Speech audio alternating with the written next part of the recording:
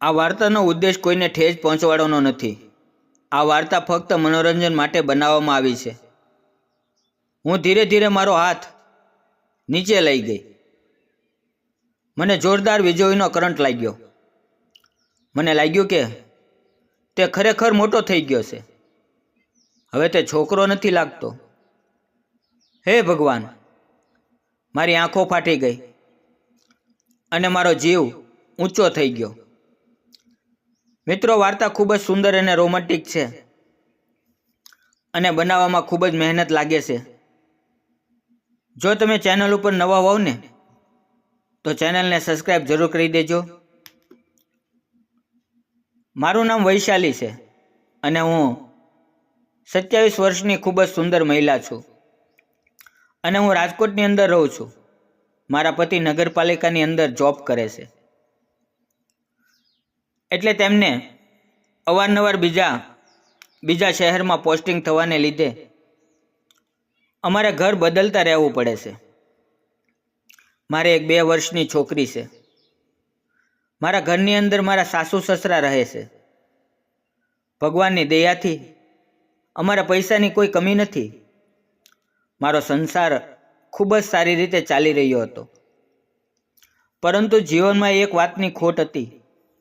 મારા પતિ કેટલા દિવસ સુધી ઘરની બહાર રહેતા હતા. મારું પિયર ભાવનગરની અંદર હતું. થોડા દિવસ પહેલાં મારી મમ્મીનો ફોન આવ્યો કે પંકજને એક્ઝામ છે, એટલે તે રાજકોટ આવે છે. જો તને કોઈ તકલીફ ના હોય ને તો તારી પાસે થોડા દિવસ રહેશે. મેં મારા મમ્મીને કહ્યું, મને કોઈ વાંધો નથી, તે ભલે આરામથી મારી સાથે રહેતો. હું ખૂબ જ ખુશ હતી. જો પંકજ વિશે તમને જણાવું તો તે મારી સાથે સ્કૂલમાં ભણતો હતો. તેના પપ્પાને મારા પપ્પા સાથે જોબ કરતા હતા, એટલે અમારે તેના ઘરે સાથે સારો સંબંધ હતો. 12મું ધોરણ પાસ કર્યા પછી મારા લગ્ન થઈ ગયા અને તે આગળ ભણવા માટે મુંબઈ જતો રહ્યો. હવે 4 વર્ષ પછી તે પહેલીવાર મારા ઘરે આવી રહ્યો હતો. મારા સાસુ અને સસરા થોડા દિવસ માટે ગામડે ગયા હતા. બીજે દિવસે સવારે પંકજ મારા ઘરે આવ્યો. જ્યારે મેં દરવાજો ખોલ્યો તો તેણે મને હક કરી લીધી. મેં તેને કહ્યું, પંકજ, તું તો ખૂબ જ ઊંચો થઈ ગયો છે, પરંતુ તારું બાળપણ હજી નથી ગયું. તેણે મારી છોકરીને ઊંચકી લીધી અને રમાડવા લાગ્યો. થોડી વાર પછી તે ફ્રેશ થવા માટે જતો રહ્યો. મેં ચા બનાવી અને ચા પીતા પીતા અમે બંને વાતો કરવા લાગ્યા. પછી હું ઘરના કામમાં વ્યસ્ત થઈ ગઈ અને તે આરામ કરવા માટે જતો રહ્યો.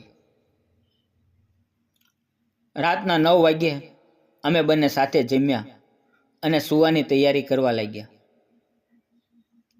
મેં તેને કહ્યું, પંકજ, તું મારા બેડરૂમમાં સૂઈ જજે, કારણ કે મારો બેડરૂમ ખૂબ જ મોટો છે અને આજે આપણે મોડે સુધી વાતો કરીશું. પંકજે કહ્યું, ઠીક છે. ડબલ બેડ પર એક ખૂણા ઉપર હું સૂઈ ગઈ અને બીજા ખૂણા પર પંકજ સૂતો હતો.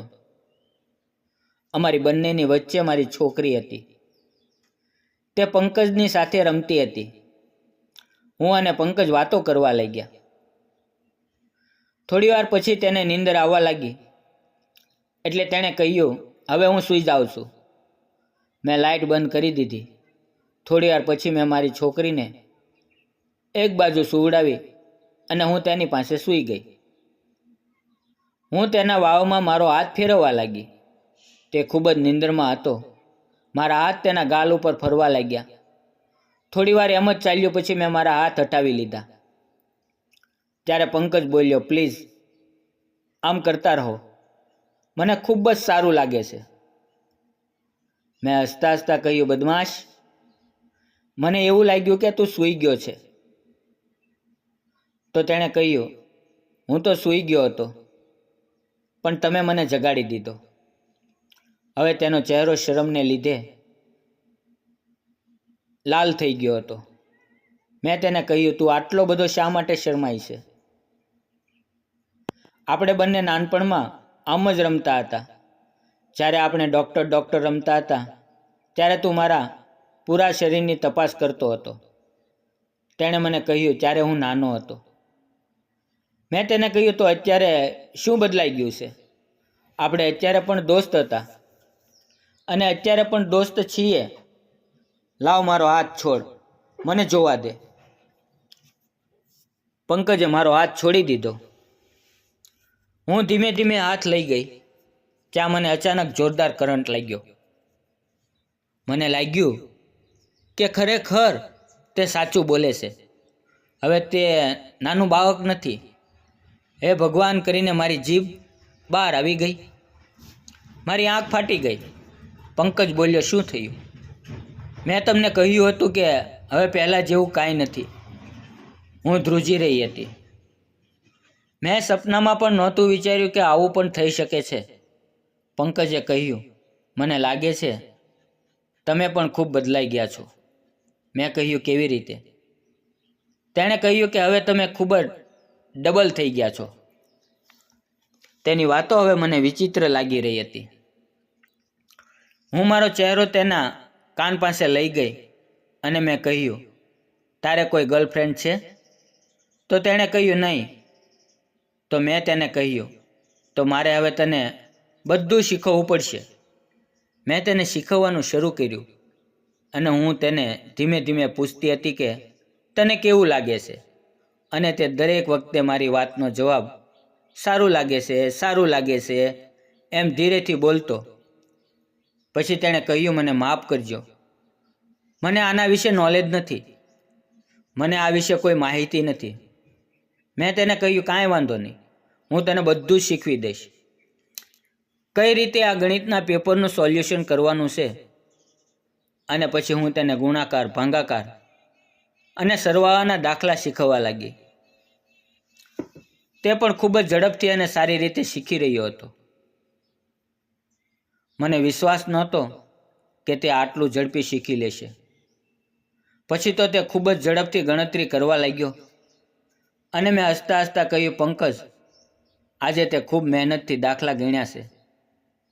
મને ખૂબ આનંદ થયો છે. હું આ સમય ક્યારેય નહીં ભૂલી શકું. પંકજ મારા ઘરે 4-5 દિવસ રોકાણો અને આ 4-5 દિવસ અમે બંને ખૂબ જ લેશન કર્યું અને પછી તે પરીક્ષા આપીને પોતાના ઘરે જતો રહ્યો. મિત્રો, આ નાની વાર્તા તમને કેવી લાગી કોમેન્ટ કરીને જરૂર જણાવજો. ફરી મળશું એક નવી વાર્તામાં. ત્યાં સુધી આવજો અને વિડીયો પૂરો જોવા બદલ આપ સૌ મિત્રોનો દિલથી ધન્યવાદ. આવજો મિત્રો.